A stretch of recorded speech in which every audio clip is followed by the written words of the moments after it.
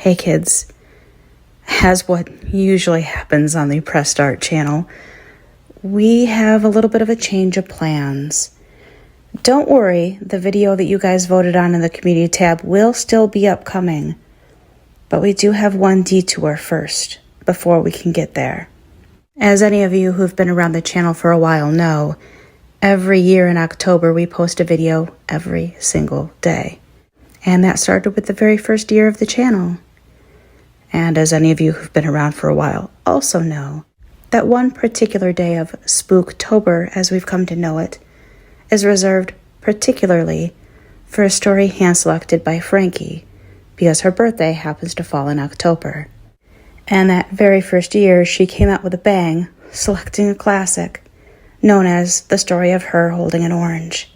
Today, it is still one of the top stories in the No Sleep subreddit. Well, a couple days ago, Frankie reached out to me and let me know that the author has passed away. So in honor of the amazing story that they shared with us, whether it actually was true or not, remaining to be seen, I thought it only fitting that, like I said, we take a slight detour from our usual plan and revisit the story of Her Holding an Orange. So here it is, in its entirety, of the story of Her Holding an Orange. Rest in peace, Milos. Okay, guys, before I begin, I gotta give you a fair warning. This story is absolutely true, unfortunately. It is also very long. It goes back to my childhood, but it wasn't as terrifying until very recently. Now I am completely lost in fear.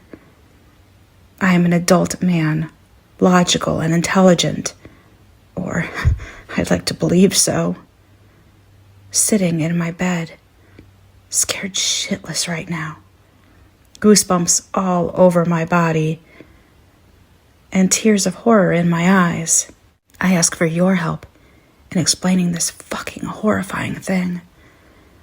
Caution, you'll notice that I curse quite a bit. I want you to know that what you read from now on is the situation perceived by my mind. I like to think that I'm a very rational person, and I haven't been able to explain these occurrences in any natural way. Since my mom got a new job, she started making new friends.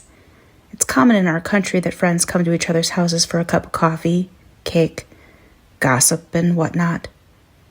A few weeks into her new job, my mom made friends with this woman, Rose.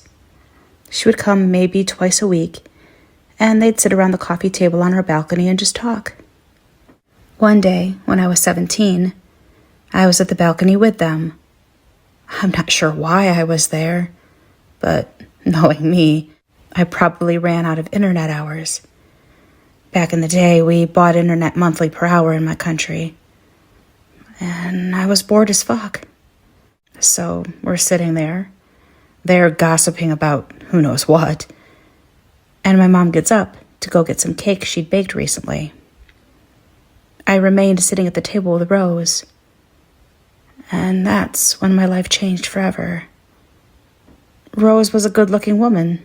She was about 5'6", skinny, long black hair, pearly white teeth, attractive woman overall. So, anyways, I'm sitting there with her, and she turns to me. She has this creepy grin on her face, and her bright red lipstick with bright white teeth underneath are just making it look more scary. Her head is moving slowly, almost as if she became a puppet. She says something in the lowest tone possible, certainly not loud enough for me to understand. "Excuse me?" I say, still not being scared, just a bit weirded out. "You ready to go now?" She said this in the voice of a child, I kid you not. Like maybe an 8-year-old girl. Grin is still there. She muttered those words through her teeth, never opening her jaw. "What?" I ask, starting to get scared. "You ready?" The same thing again, only this time she pulls an orange out of her purse. That's it. She just took the orange out and held it there. Didn't offer it. Didn't eat it herself. Just held the fucking thing. At that point, I was getting scared as fuck. Thankfully, my mom came with the cake. Rose, almost as if someone pushed a button on a remote control, switched back to her normal self, putting the orange back into her purse without my mom noticing. I left the balcony creeped out, but I was 17, so I brushed it off quickly. That night, I had trouble sleeping.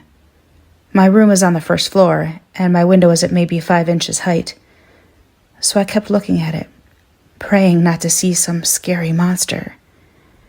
I would turn to my bed constantly and look at the window maybe every 5 minutes. It was getting late, and I started to doze off, but decided to look into the window one last time. And there she fucking was, standing in the fucking window. Rose. Just standing, looking directly at me. The moonlight was bright enough for me to see. She had the same grin on her face. Lipstick was red as ever, and teeth were whiter than ever. I was paralyzed with fear. I often imagined what I'd do in situations like these, and I always had an escape plan for any hypothetical I threw at myself. But now, when this friend of my mother's was staring at me through my window at 4 a.m., just smiling, I was motionless. My mouth got dry. I got goosebumps. I have them now as I type this. And I swear, it became freezing in my room. Probably just the way the body reacts to shock. I finally gathered the courage to get up. I started walking towards the door. Her head was turning with me, slowly, with the grin still there. Again, it was as if she were a puppet. I wanted to scream for my parents, but knowing how tense they are, I decided not to cause panic just yet. There had to be a rational explanation, right? For fuck knows what reason, I decided to walk to the window and ask her what the fuck her problem was. I made 2 slow steps towards it and froze. I froze because she moved. You know what her movement was? Taking the orange out of her purse. Does anyone know what the record time is for having goosebumps? Because they sure as shit aren't going away. Anyways, after being terrified for a minute, I decided to go on.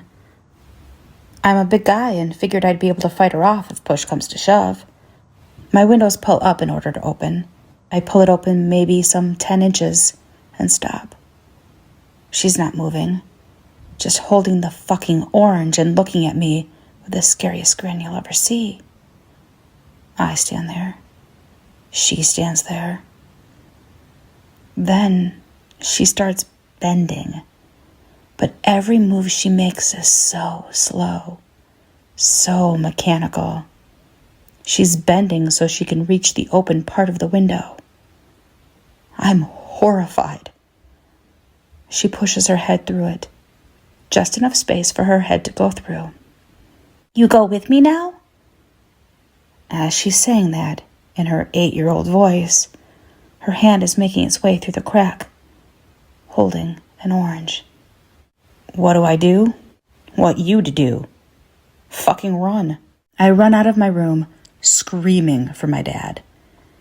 My dad, being a light sleeper, jumps out of his bed and screams back at me, asking what the hell is going on. All I can muster is Rose. Window. While Dad is putting his pants on, I run back to my room, wanting Rose to be there so he can see that I'm not crazy.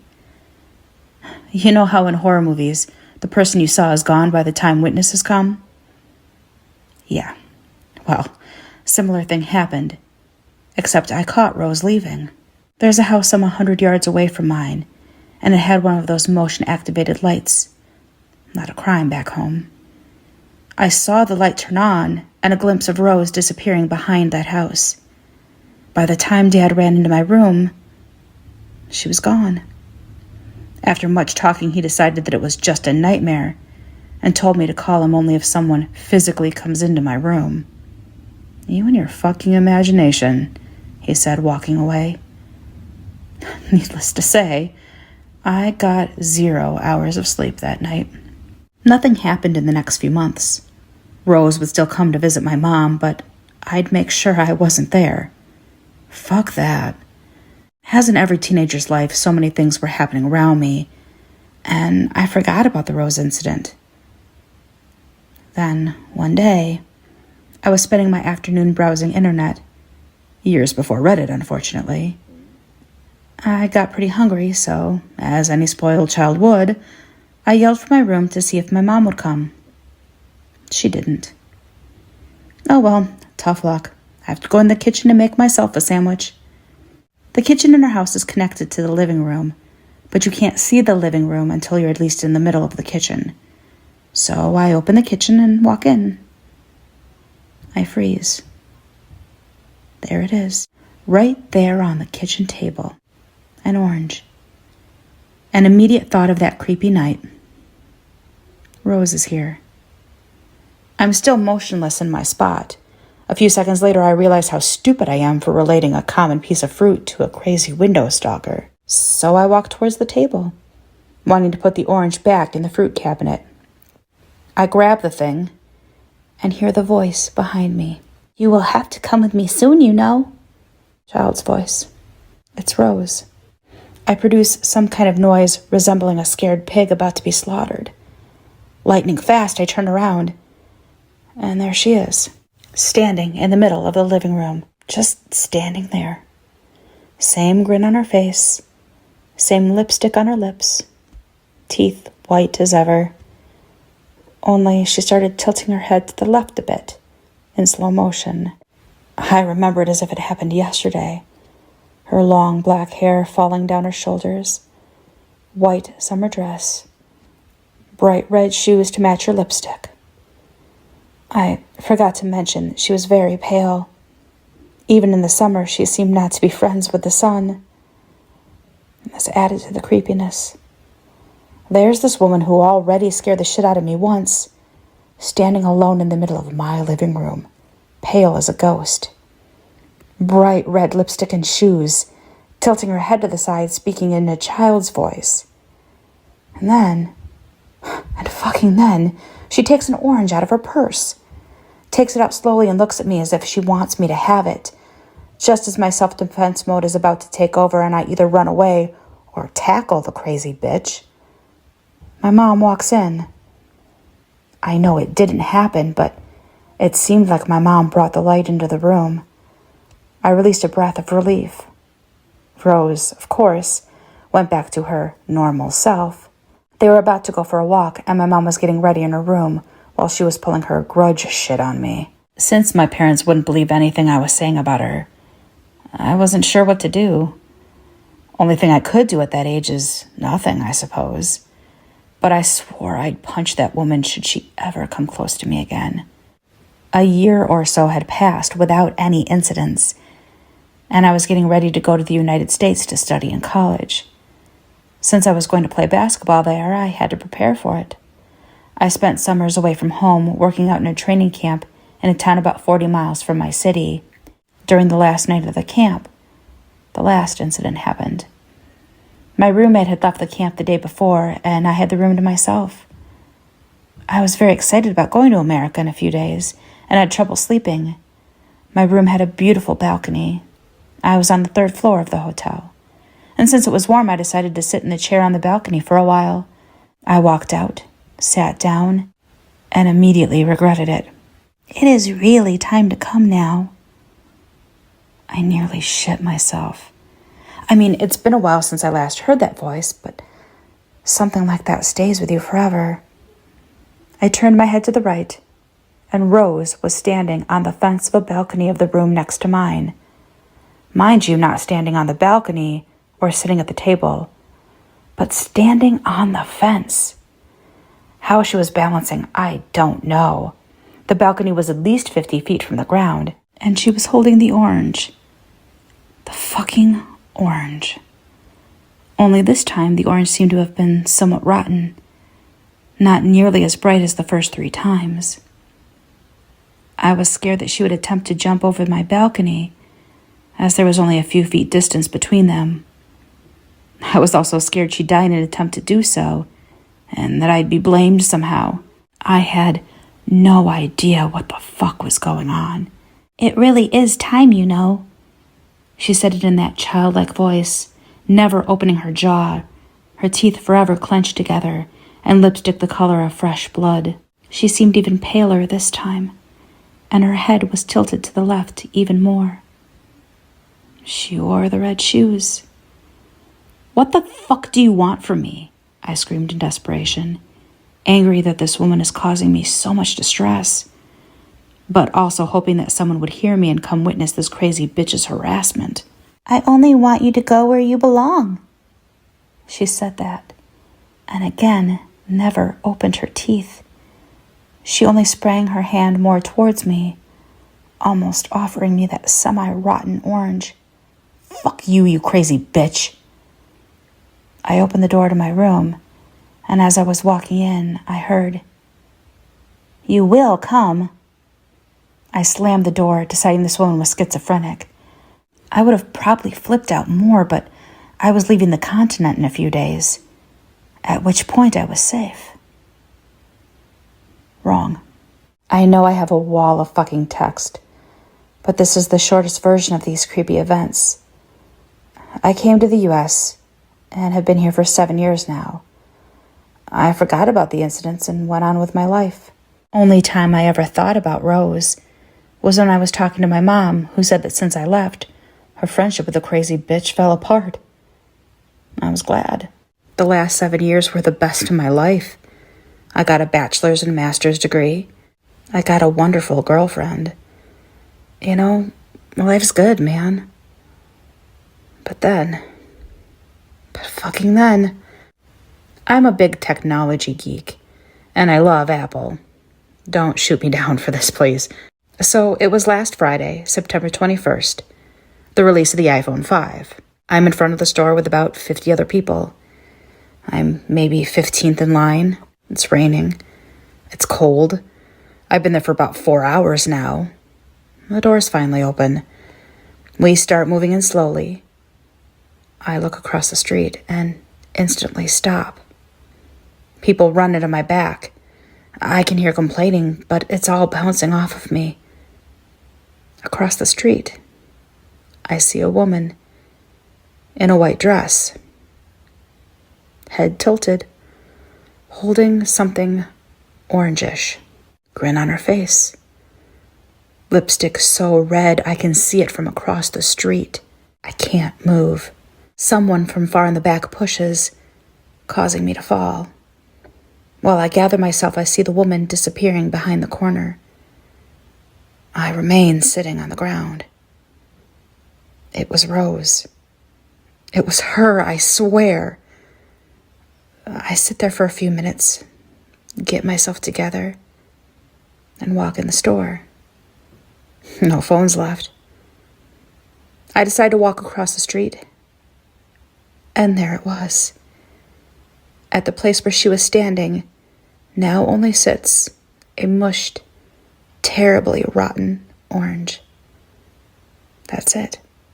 Just a rotten orange. I started crying. All the memories came back. I thought that my whole life would constitute of being stalked by some maniac. And how did she find me anyways? I spent the next few hours in a nearby coffee shop, drinking tea and reasoning how this could be logically possible. I kept no secret from my friends and family about my whereabouts. Did she stalk my Facebook? My friends? Did she travel here to harm me? What the fuck is her deal? Answering no questions I asked myself, I went home, deciding to keep it all to myself. My girlfriend noticed something was wrong with me for the next few days, but didn't push it. I figured it was all a fluke, my mind playing tricks, because I was up all night before that morning. Plus, it was raining. How could I see that well? And that orange. Well, that was just a coincidence. I convinced myself that I was just making it all up. So today, a letter came. I get a lot of mail, so it's not that out of the ordinary, but there was this envelope with no return address. I opened it and was immediately shocked. I was holding a Polaroid picture. In it, there was me, standing in line in front of the store last Friday. Only the picture was taken by a person behind me. It was taken at the moment I was looking across the street. I can tell because I could see the horror on my face. On the back of the photo, there were words written with a black pen. "You come with me now." I dropped the picture and started crying like a baby, like really crying my ass off. My girlfriend found me in our room, curled up on the bed, still crying. She was terrified that maybe someone close to us had died, as she's never seen me shed a single tear before. I had to tell her. I started telling her the story, leaving most details out so I could get to the point quicker. As I was talking, she was getting more and more pale. She never said a word. I finished my story and she was pale as a ghost, not moving. Then she asked. She asked a fucking question that honestly caused me to almost faint. She said, "This woman, did she happen to, hold an orange?" I froze. She started crying like I've never seen her cry before. We had a long talk that night, and her story would require another wall of text. Honestly, I'm fucking tired from typing this much, and I'm pretty sure nobody will be willing to read this much. I'm also lost, terrified, confused.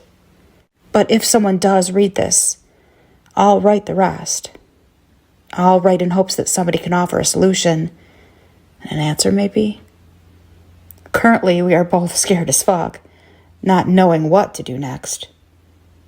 Police is an option, but what do we tell them? I don't know, man. I'm fucking scared for mine and her well-being. Help me. Update. Well, shit, guys. Don't know what to tell you.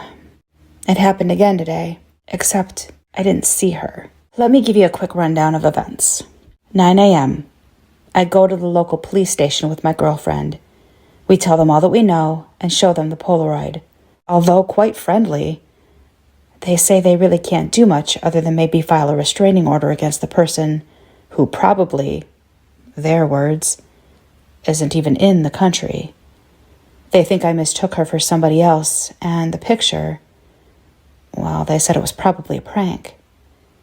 They did take the photo and open a file about it, just in case it escalates. It did.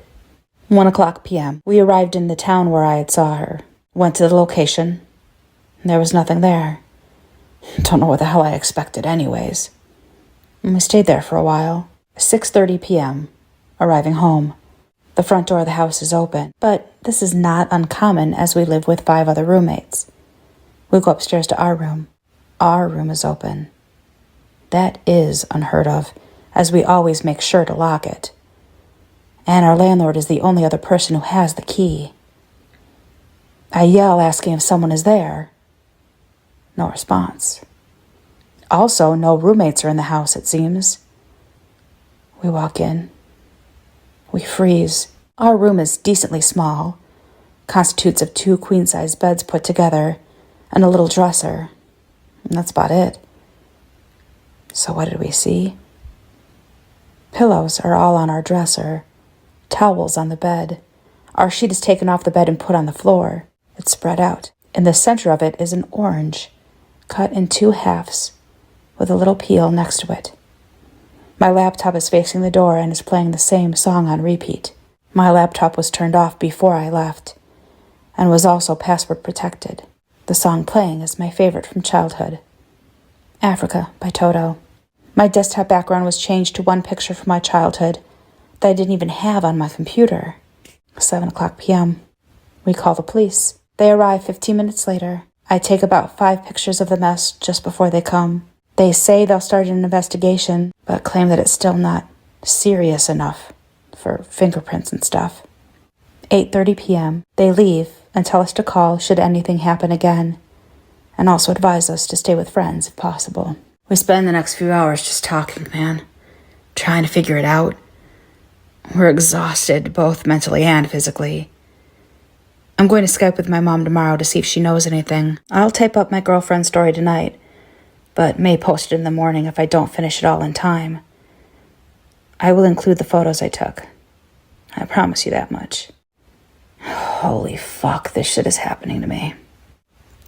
Okay, guys, I realize I'm a bit late with my girlfriend's story, but when you read my latest update, you'll see that I was quite consumed with what was happening to us.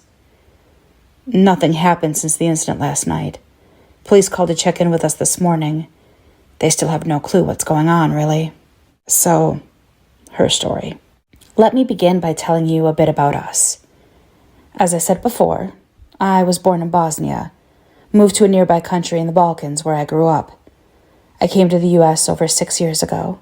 My girlfriend was born in India, grew up in Kenya until she was 3, when she moved to Canada. I met her a little over a year ago, and we've been together ever since. So my girl, let's call her Lila, did have a few encounters with Rose. First one that she remembers was on the plane. She was a flight attendant for Air Canada for several years. One day, about 6 years ago, she was flying her regular flight. She can't remember what the destination was. It lasted maybe 2 hours. Once they took off and seatbelt signs went away, she got up to serve complimentary drinks. Halfway through her section, she met Rose. She didn't know it at the time, of course. She said that something was terribly off about the woman. She had this creepy grin on her face, was really pale, and kept staring at her. When Lila offered her a drink and some snacks, she got no answer. Only a wider and creepier fucking smile. Then Rose spoke. "I have something for you," she said in a voice that definitely wasn't natural for a woman her age. Her voice belonged more to a teenager than an adult. There was something playful but terrifying in it. Now, Lila has seen some shit while flying, so she wasn't taken back by this interaction. "Yeah, what would that be, ma'am?" "Don't patronize me, you bitch." She said that fast, like really fast. Her jaw was closed while saying that. Then she started grinding her teeth, never letting go of that fucking smile. This was a red flag for Lila. When passengers get aggressive, attendants walk away unless there is physical contact. "All right, well, you have a pleasant rest of your flight, ma'am, okay?" "I have this for you." She whispered it, taking an orange from behind her back, never moving a muscle on her face. Still a teenager voice, like when a 12-year-old hits puberty kind of voice. "No thanks." Lila decided to call it a day with a crazy cunt and walk away. "Oh, but you should. Or one day, you know, one day." And that's that. Lila gave her the fuck off look and walked away. Lady never bothered her again during the flight. Lila went home a few days later and didn't think much of what happened. When her mom asked her how her flight was, Lila smiled and said, "Good, other than one really crazy lady." Her mom wanted to hear more, so Lila started telling her about what happened. By the time she said the word orange, her mom started crying. Lila was in shock. It was story time. Well, apparently when my girlfriend was a baby in Kenya, she had woken her parents up a few times with loud crying. When they'd walk into her room, she'd have an orange next to her in her crib. Everything in the house would be locked, though. Windows, doors, everything. It got to the point where her parents moved the crib into their room and installed security cameras. Well, on Lila's 3rd birthday, that morning, when they woke up, they saw an orange lying on Lila's chest. They were absolutely taken over by horror. They called the police, and the police came and looked over the camera footage. Cameras clearly showed a woman opening the front door that was locked, walking into their room placing an orange on Lila, and just standing there for like an hour, just standing there with her head tilted to the left, looking at her. By this point, it is unnecessary to say that Lila was completely horrified. Her mother wasn't doing much better either. Anyways, to keep the story going, her parents didn't know what to do. Police couldn't find the mysterious woman, and no security measure other than 24/7 bodyguards, which they couldn't afford, was enough. Some of their family was already in Canada and were pressuring them to move. So this incident was a final push. They moved and left this creature with the orange behind. Until that day, on that flight. Lila was completely unable to do anything for the next few days after that conversation. She didn't eat much, didn't communicate with anyone. After a while, she got better. There was no sign of further horror, so she started believing it was all a fucked up coincidence. And she went on with her life. She hasn't seen Rose in years after that. The last time she encountered Rose was 1 month before Lila met me. Lila did many transatlantic flights. She loved those. Long travel, decent money, seeing the world. She had it all. 1 month before we met, she was coming back from a Hong Kong trip. She flew to Toronto, I believe. She's asleep, and I don't remember exactly.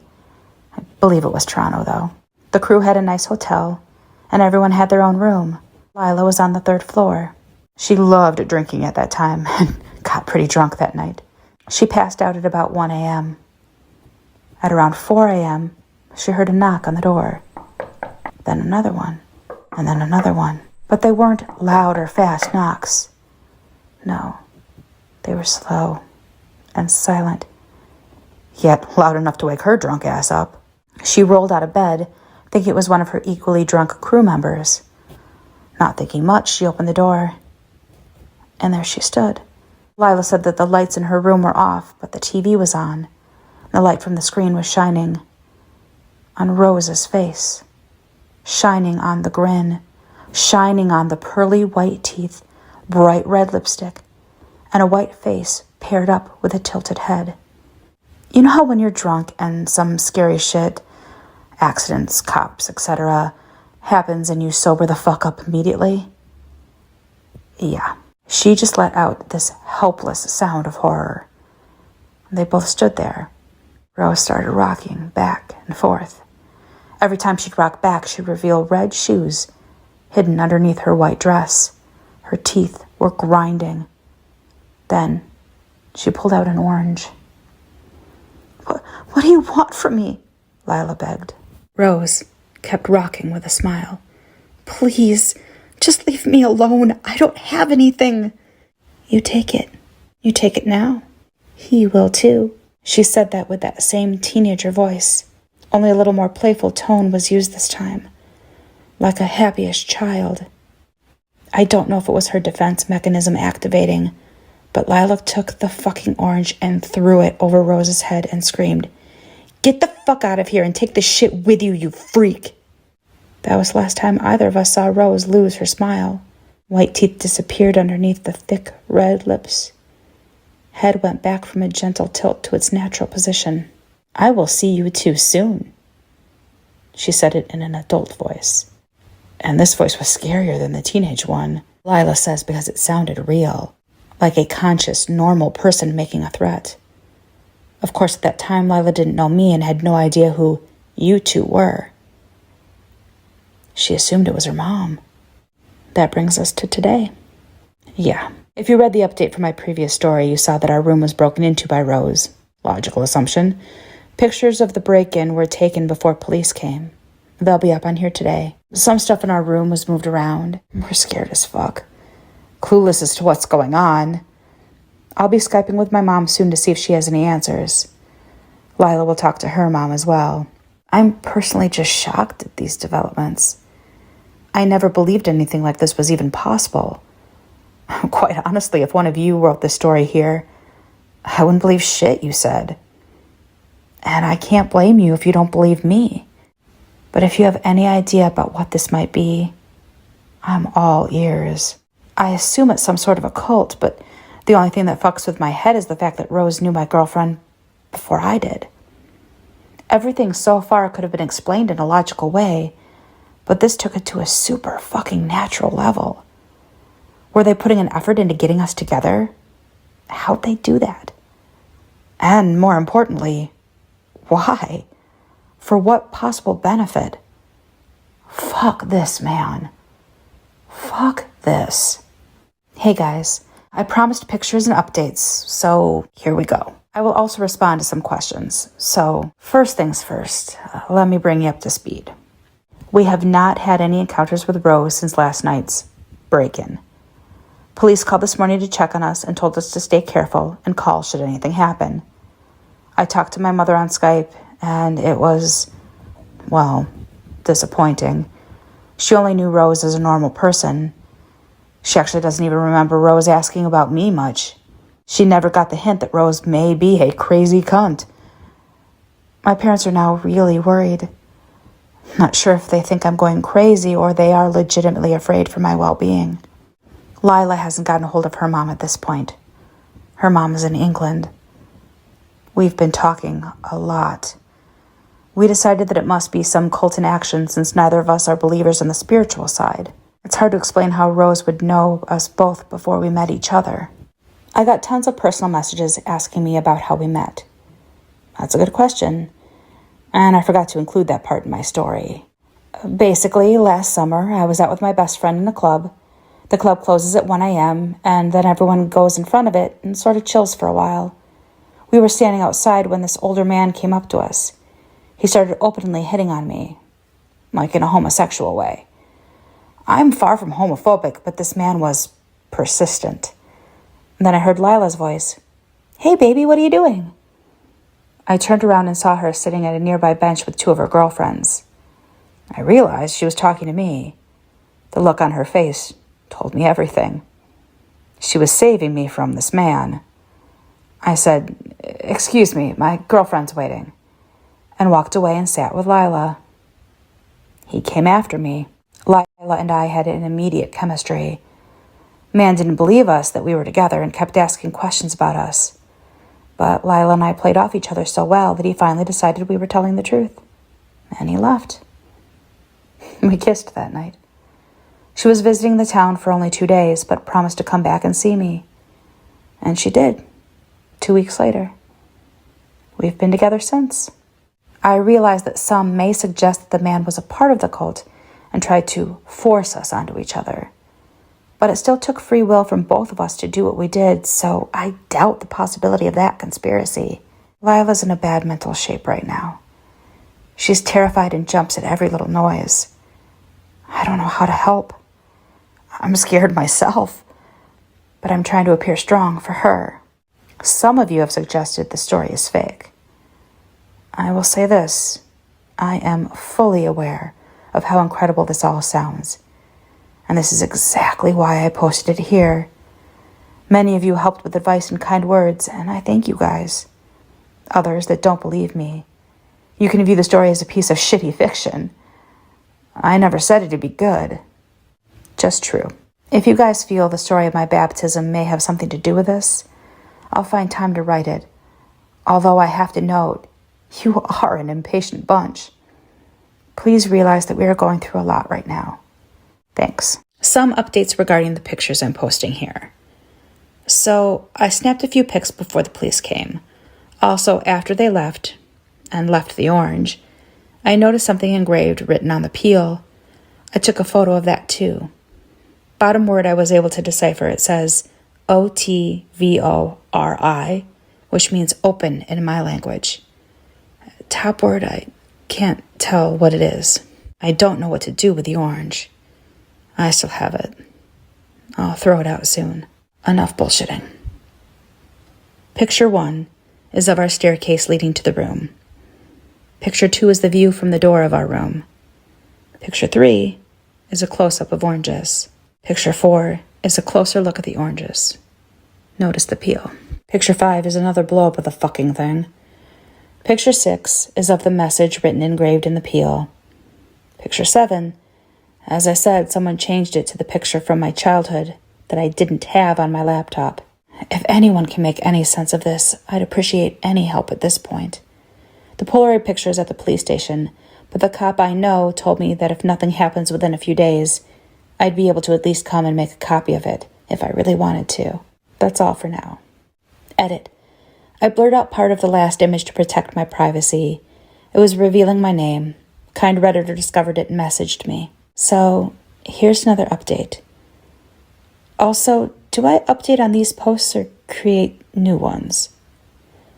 I told my mom what was going on, and she asked to see the picture. She recognized it.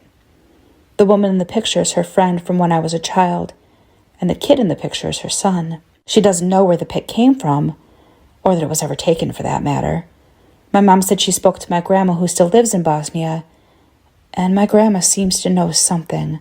I'll have to call her tomorrow. Later on, I will upload the desktop pic that was put on my laptop. Still in search of the original file and or hidden folders. Hey guys, after many private messages asking for an update, I decided to bring you up to speed on what's going on. But first, here's the screenshot of the desktop picture that Rose, her cult, put on my laptop. I haven't been able to find the original photo or any kind of a hidden file. The woman on the left is my mother holding me, and the woman on the right is her friend holding my childhood friend. We do not know who the child to the left or a woman away in the back are. None of them remember this picture ever being taken. So after I told my mom what was going on, she talked to my grandma. Grandma didn't tell her much, but my mom had a feeling she got upset after hearing what was happening. I decided to call my grandma, and after much begging, I got this story out of her. My grandma was born in Croatia, but grew up in Bosnia. She was the kind of child who'd spend every waking hour outside, playing, exploring, etc. Her favorite play spot was down by the river, not too far from where she lived. She'd often go there with her friends, but on this particular day, none of her friends came along. She went there anyways. She was doing her traditional build a fortress in the sand thing when she heard someone calling. She looked to the road nearby, the only place where anyone could come from. There was only the one path to the beach, but nobody was there. She shrugged it off and kept playing. She heard the call again. Dana. She looked around. Nothing. Dana! She jumped, terrified, and ran to the road to see what in the fuck was going on, but nobody was there. She thought one of her friends was fucking with her and decided to turn around and go back to the fortress. Then she saw him. It was a man of above average height, maybe 6'4", dressed in a suit and one of those hats that gentlemen wore in the 30s. He had a dark black suit on, with a white dress shirt underneath and a black tie. Holding a cane. The thing is, he was standing in the water knee-deep, in a suit that probably cost an arm and a leg at the time. She was taken aback, but, as any curious child, she decided to check what was going on. She walked up to the border where the waves were ending. He was still standing in the water. "Yes, mister?" she asked politely. "I got something for you." "Yeah, what's that?" Well, as predictable as the story may be getting, it is unfortunately fucking true. It was an orange. My grandma grew up in a wealthy-ish family, and even in the tough economic times, she had an abundance of fruit, so the orange wasn't causing any wow factor in her. Thanks, mister, but I just had lunch. You can give it to someone else." No, Dana, this one is especially for you." He tilted his head to the side, and for a second she thought his hat would fall into the river. It didn't. He still held the orange in his other hand, offering it. "But I don't want it." "You take it, and you take it now." My grandma's been through a lot of shit. World War II and the Bosnian War. She's seen shit, man. But she said she's never seen something as scary as that man's face that day. She was a child, and therefore very impressionable with a vivid imagination. But she swears that when he said that, his eyes, the white part, not the pupils, got much darker, and she could see the anger on his face, although he had somewhat of a grin on. She started running away. She stopped and turned around to look if he was chasing her. He was just standing there, looking after her. She said she could see the darkness going away from his eyes. He put the orange back into his pocket, turned to the side and started walking away. Through the fucking river. Like step by step with his cane. Just walking like he was on the street.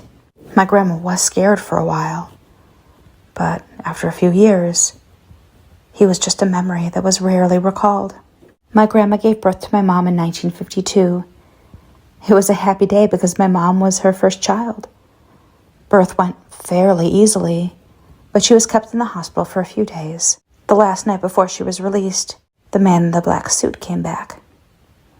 Almost 20 years later. She was sleeping, had a room to herself. She woke up because light came on in her room.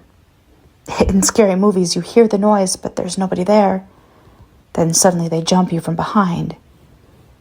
Yeah, that didn't happen. She opened her eyes, and he was just standing there in the middle of the room. The same man. Same suit. Same hat. Not a day older than he looked 20 years ago. Orange in his hand. You did good. What do you want from me? You brought her. Who? What do you want? You only now have to take this, and it will all be over. He was showing an orange, smiling. It wasn't a crazy grin, just an almost friendly smile. I don't want anything from you. Leave or I'll scream. Well, that's when he pulled the rose shit. He tilted his head to the side, put the scariest grin on his face, revealing the whitest teeth you'll ever see. He started speaking in the voice of a 10 to 12-year-old child. But Dana, you don't know. Get out. He will take it. As he said that with his child voice, he lost the grin, put his head back in normal position, turned around and walked away. Before he got out of the room, he turned the light off. She never told anyone about this man, until I pulled it out of her. It's been a little more than 30 years since then, until she saw him one last time. It was war in Bosnia. The country was demolished by political assholes who just wanted money. You know how wars work. Anyway, times were tough. Food supply was extremely limited. My grandma and grandpa would go days without eating. They'd hunt pigeons on the balcony and shit. That bad. But then, an orange started appearing on their doorstep every day. One orange, in the center of the welcome rug. She remembers how bright it was compared to the grayness surrounding them. She'd throw every single one of those fuckers out. My grandpa was confused as to why she'd throw away perfectly good food in times like these. But she wouldn't tell him. Until they showed up. Yes, they. The man in black and, well, Rose. It was 1993. They were bombing the shit out of their town that day, and nobody would even so much as stick their head through the window, let alone walk out. But my grandparents heard knocking. They thought someone had finally come to take care of them. Knowing that an intruder would enter anyways if they really wanted to, they opened.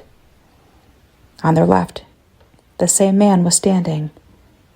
Same black suit, same hat, same cane, same age, more than 50 years later.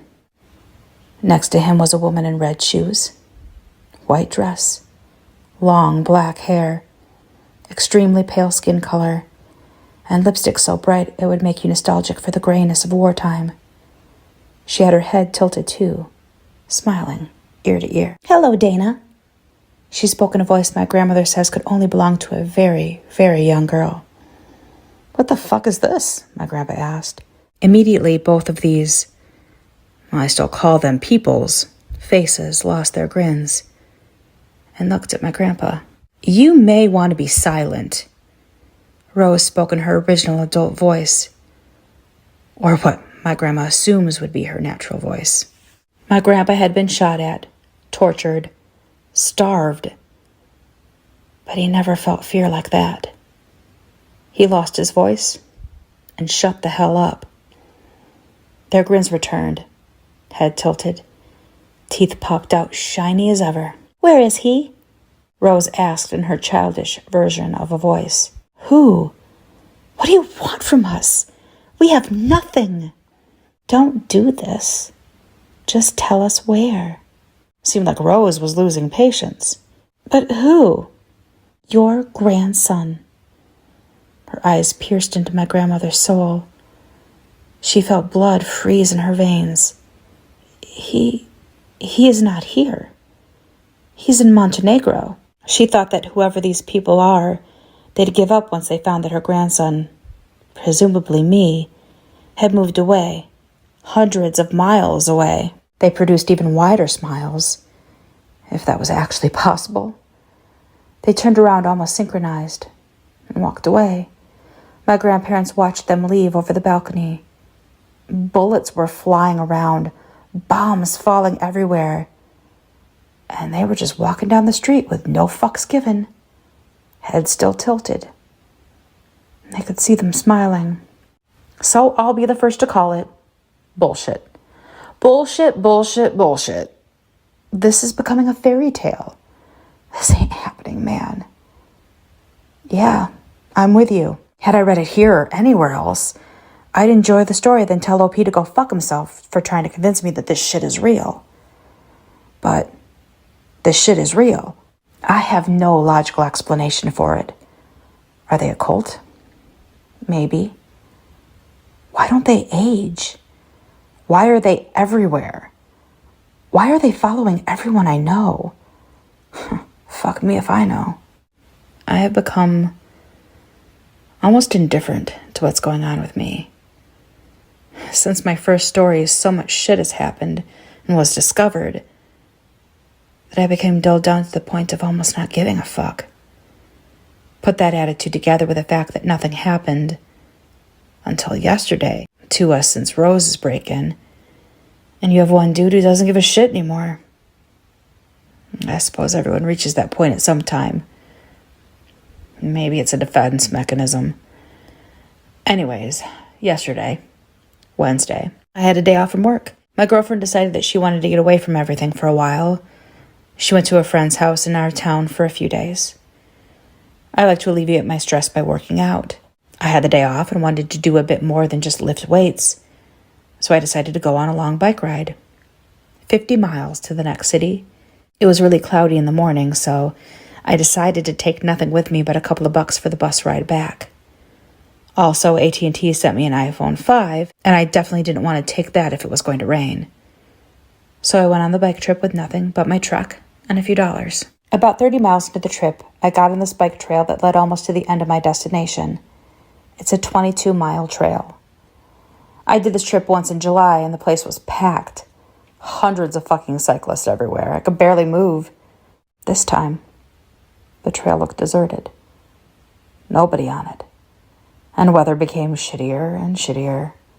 Heavy fog set in. I almost felt as if I were in a cloud. It was so moist, but without the actual rain.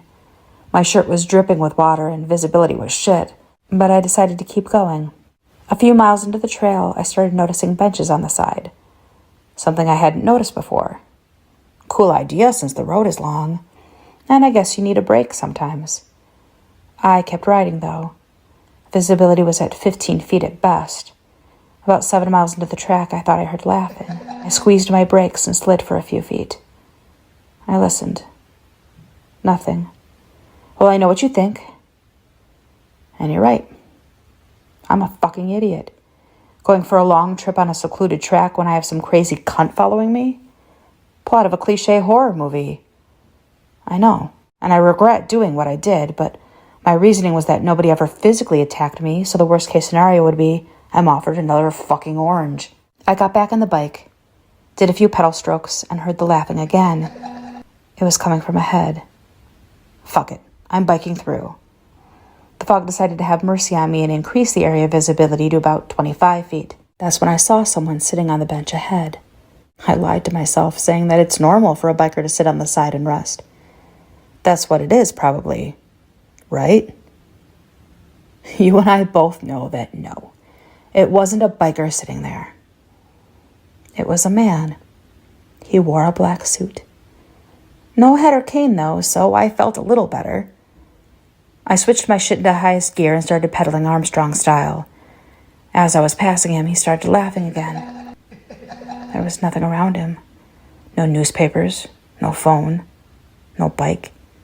Just sitting, hands on his knees, not even looking at me. Just looking ahead. And just as I'm passing, this fucker starts laughing hysterically. I got fucking scared. It was then that I noticed an orange right next to him on the bench. Then he looked straight at me. Rose encounters were scary as hell, but this man was on a whole new level. I just kept pedaling. I heard the laugh one more time as I was riding away from him. The next 12 miles or so took me about 45 minutes.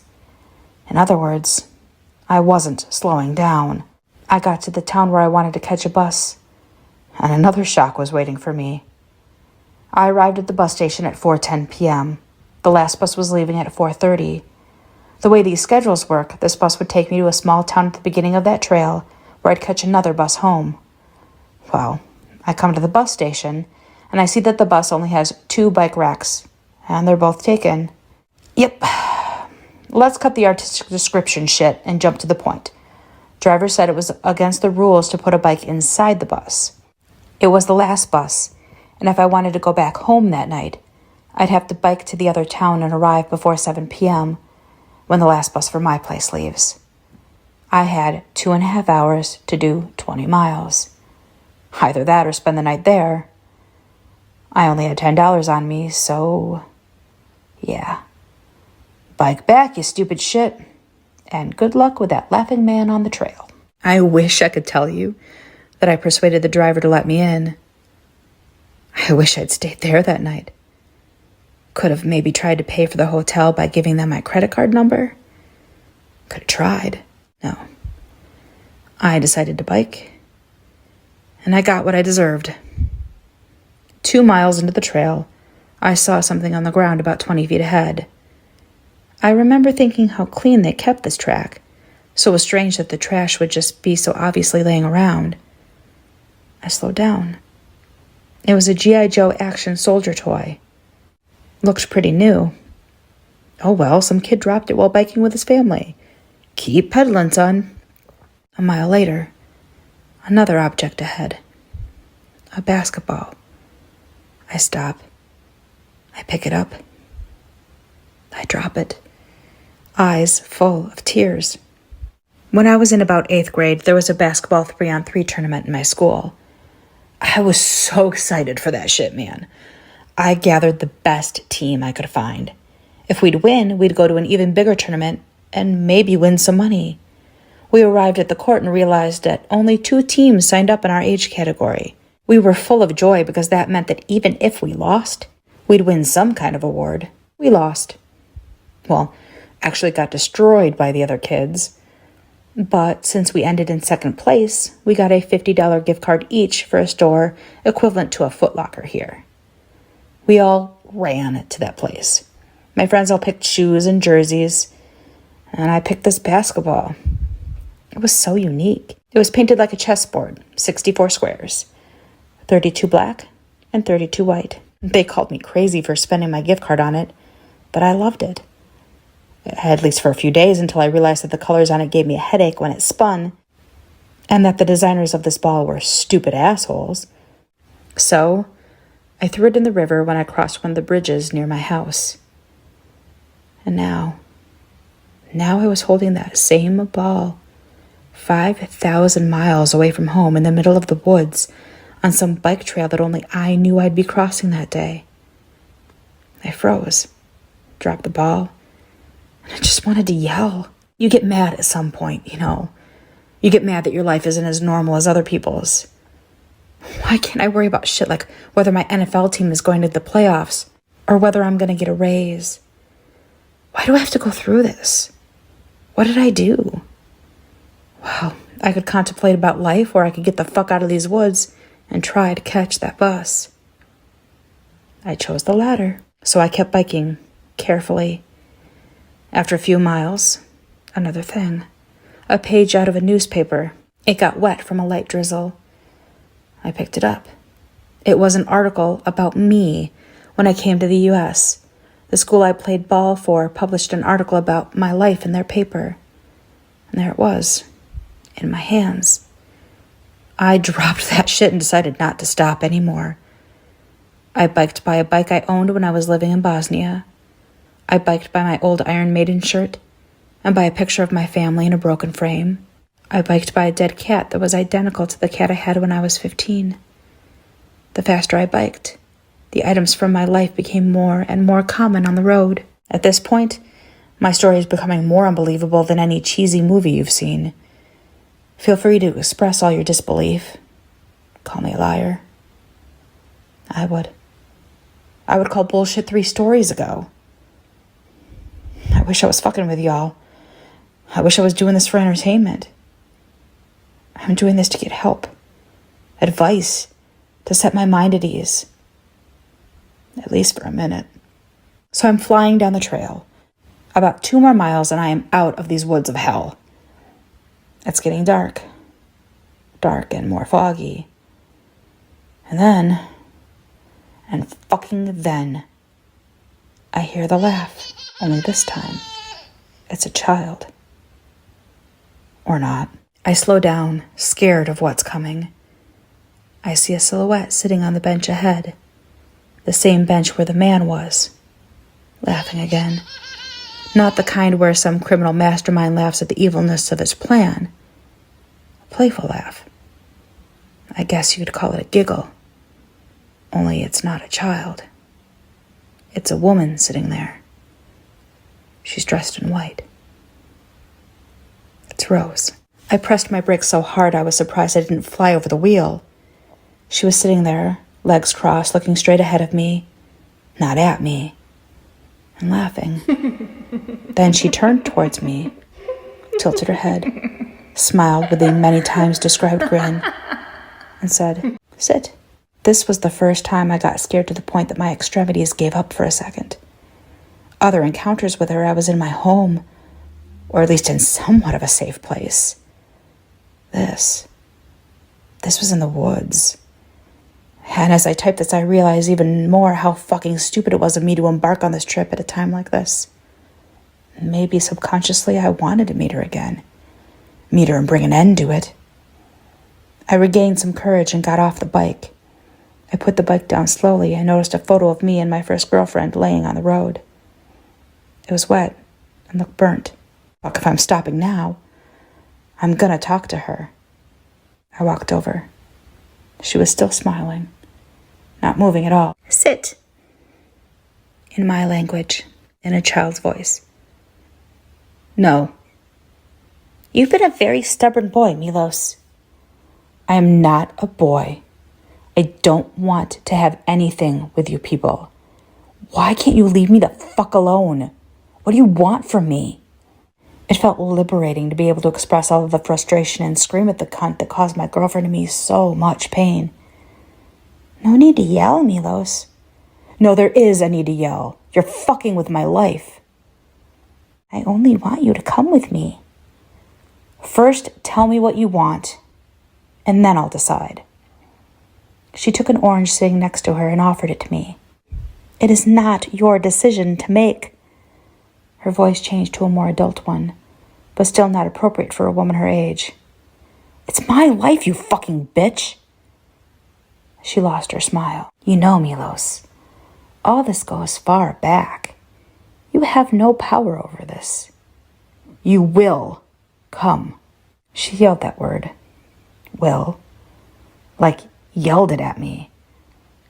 I stepped back, ready to knock her the fuck out. She got up. "I will fight you people. I'll call the police. I will—" "You can't do anything." She cut me off. "Who do you think I am?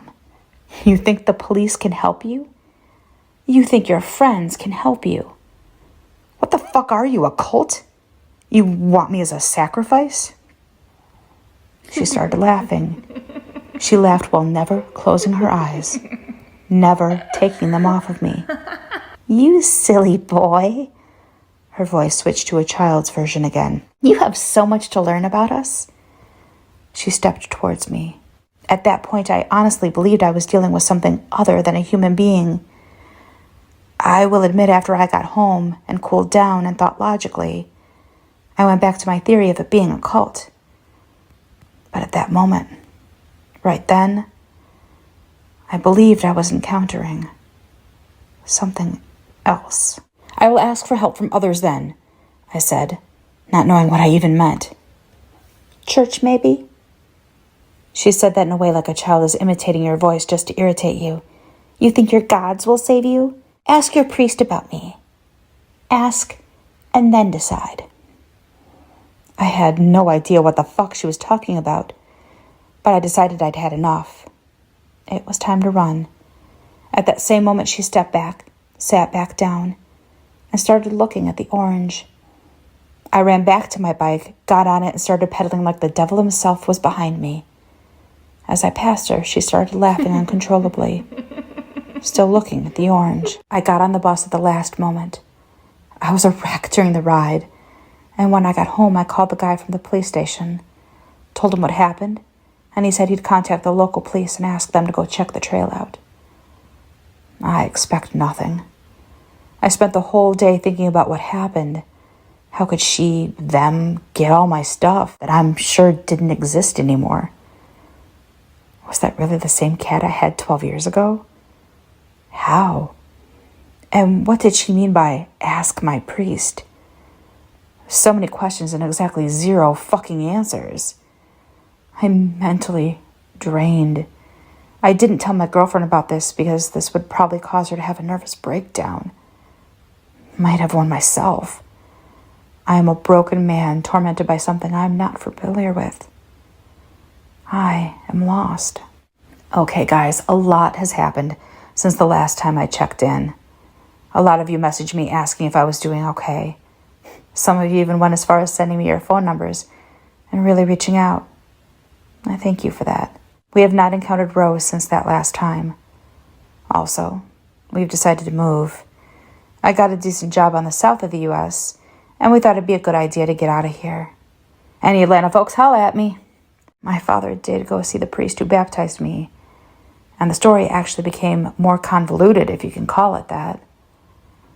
Anyways, I got baptized in a church called Ostrog in Montenegro. Here's a picture of it. I don't believe in God in any kind of way, but this church is amazing.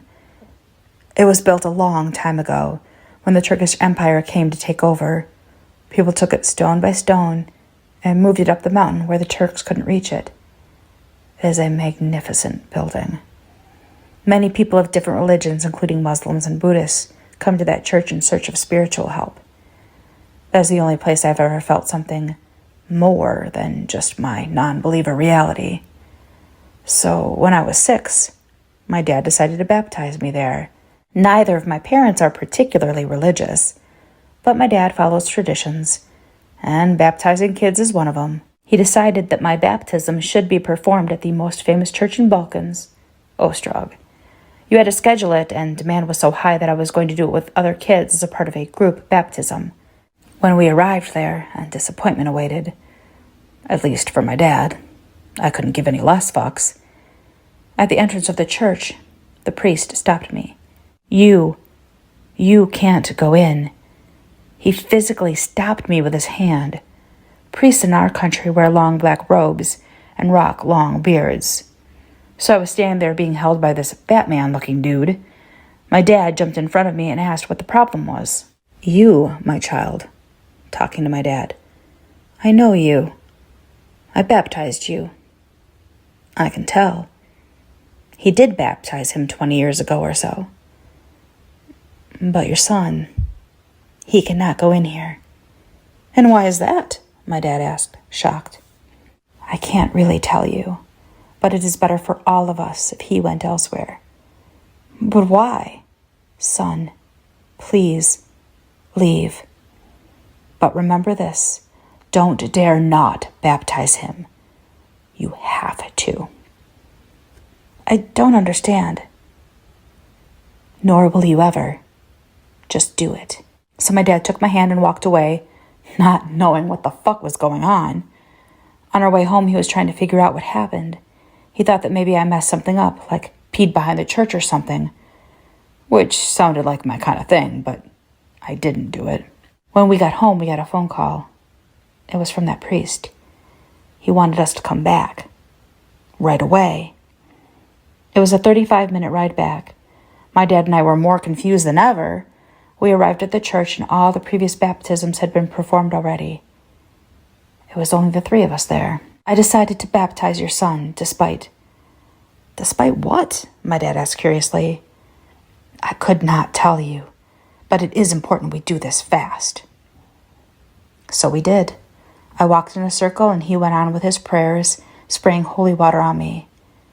I remember getting bored as hell right before he finally finished.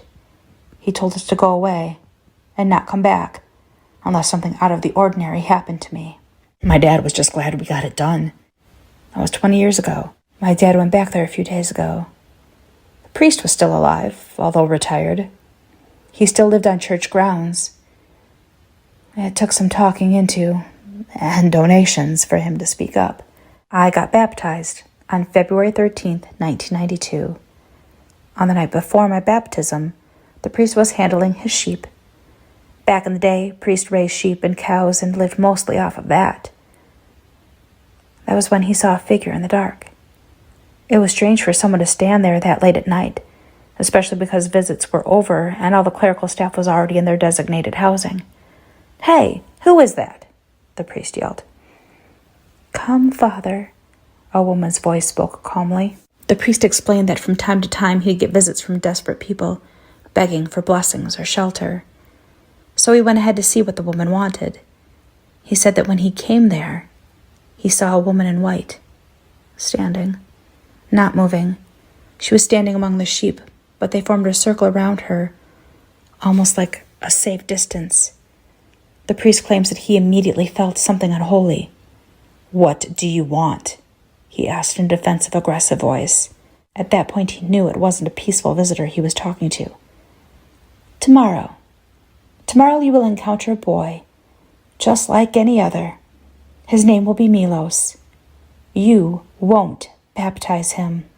The priest told my father that he performed several exorcisms before, but he was never actually scared. This time, he felt unsafe. You and your kind have no place on this holy ground. My kind, Father? What would that be? You, demons. His voice was cracking in fear. She laughed. Demons. I realize you're a man of cloth, but believing in demons, that takes a lot of faith, Father. I want you to leave now. Listen to me, you pity priest. I know who you are. I know what you think. I know you feel my strength. Deny my request, and you'll never sleep in peace again. Then she left. The rest of the story you know. He refused to baptize me. Then he changed his mind. Apparently, he told my father that he'd rather be tormented by an unholy spirit than deny God's child a chance to connect to Jesus. He also said that he'd been paying for it since the day he baptized me. Every single night for 2 weeks after he baptized me, he'd been seeing a woman in white appear on his window. She'd just stand there, looking at him, with her head tilted. No smile, though, but only a face of anger. He'd say many prayers, but it didn't seem to affect her. Then, his sheep started dying. There were no wolf marks, no sign of force, just laying dead. Finally, the number of exorcisms skyrocketed. He claims that this was a direct consequence of him disobeying the woman's orders. He even showed an exorcism videotape to my dad. They started filming in the chapel in the mid-90s. My dad says it was unreal. Apparently, a 13-year-old girl came in the chapel with her mom. Her mom was sobbing in tears, begging for help. The priest started performing his ritual when the little girl started throwing stuff around. The priest called 2 young boys who came in to pray that day and asked them to hold her. She kept walking in circles, with 2 grown men holding her. And right before she fell to her knees, she said, "You shouldn't have done it, Father." And then she was cured. My dad had more than enough information thrown at him, but he wanted to know what this woman was. The priest said he originally thought it was a demon, but a lack of prayer efficiency and her freedom of behavior on the holy ground was concerning. He then thought it was some sort of occult. Witchcraft, maybe. The problem is, she's been visiting him on February 13th, every year. All the livestock he'd have would die on that day. Any sick person coming for help to the church that day would get worse. The number of possessed people would skyrocket abnormally on the 13th. And at the end of the day, she'd come to the window, no matter where he was. He tried talking to her many times, asking who she was. She never responded. She never aged. The priest was finally broken down to the point where he quit. He remained living at the grounds, but he couldn't do his job anymore. He lost faith. He claimed that God should have protected him. My dad says he may be mentally unstable at this point. He was mentioning something about Morana, whatever that meant. It appears to be a goddess of death in some cultures, but I really think this man has gone mad. I think this whole story was jabber of an old man gone senile. Goddesses? Demons? Hardly. That would be the disappointing story of my baptism. I've not had any encounters with any of them since the last time. I'm moving away, hoping it helps. I also decided that if I encounter them again, I'm taking the orange. I can't go on like this forever. I just can't. I took it.